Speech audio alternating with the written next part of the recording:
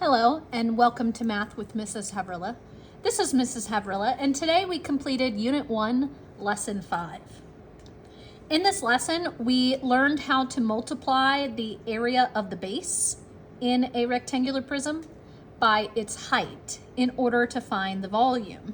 So up in this summary section, I can see a couple of equations, and the first equation says that in order to find volume, I can multiply the area of the base times the height, which is represented by B times H, base times height.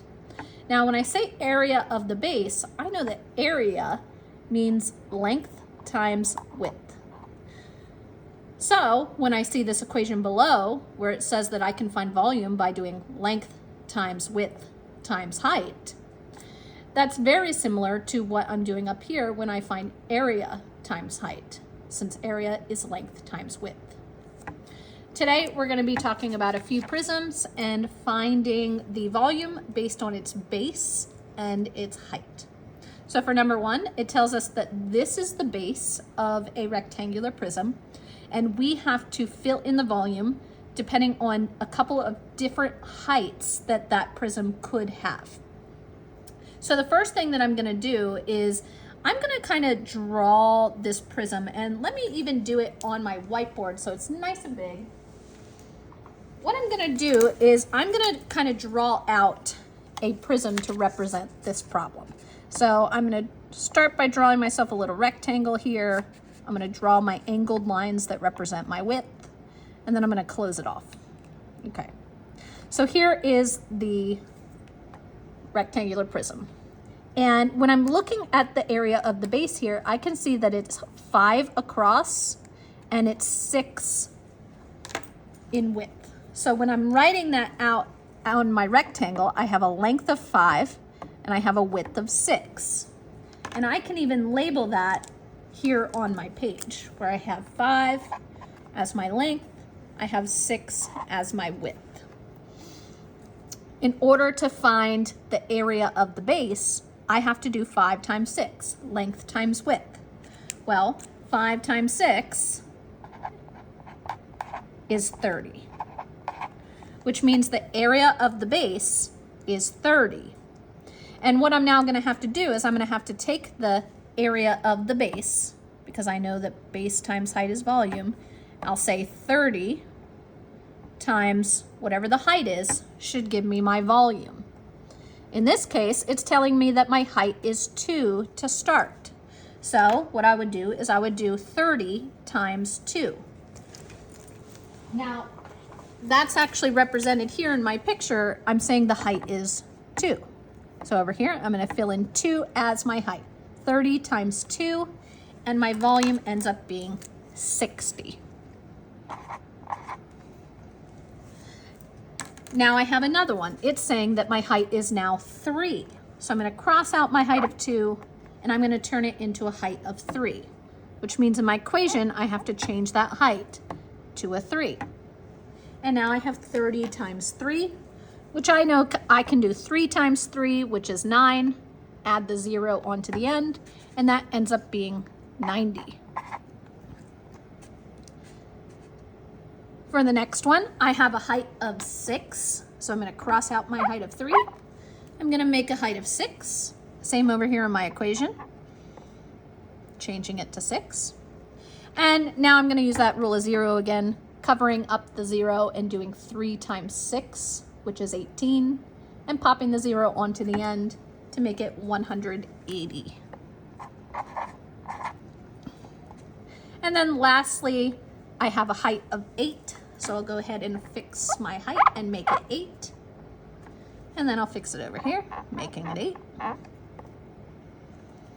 And I can do 3 times 8, which is 24, and then put a 0 onto the end of that, and I get 240.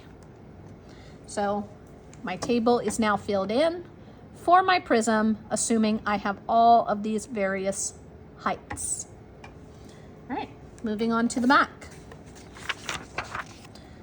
On the back, starting at number 2, I have a word problem, and it says a rectangular prism has a base area of 15. and a height of 5. What could be the dimensions of this prism? So here they even give me the prism, so I'm going to go ahead and fill in 5.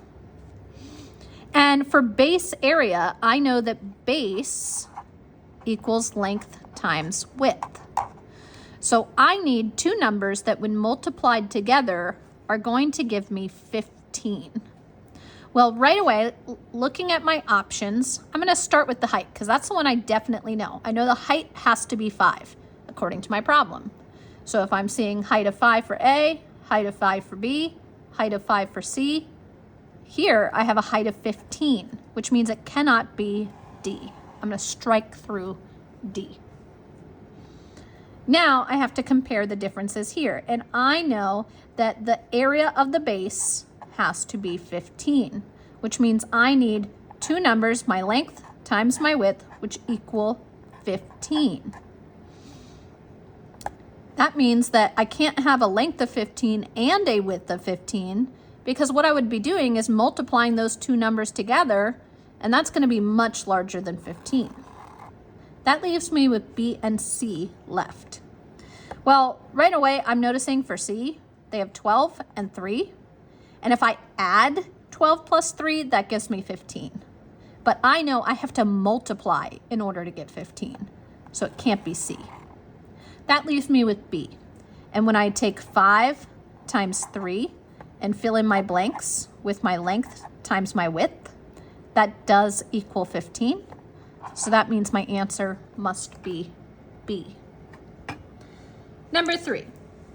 It says, if the base of a rectangular prism has a length of 2 and a width of 4, how many layers must it have if the volume is 24? So, it says to fill in these dimensions to help us out. I'm going to go ahead and fill it in. I know I have a length of 2, so where it says L, I'll fill in 2. I have a width of 4, so for width, I'm going to say 4. I know that the volume is 24. So over here, I'm actually going to make a V equals for volume, and I'm going to say 24. I know that in order to find volume, I have to do length times width times height. So 2 times 4 times some mystery number here. 2 times 4 gives me 8. So that means I need 8 times a number to get me 24. Well, I know that 8 times 3 gives me 24. So that means that my height has to be 3.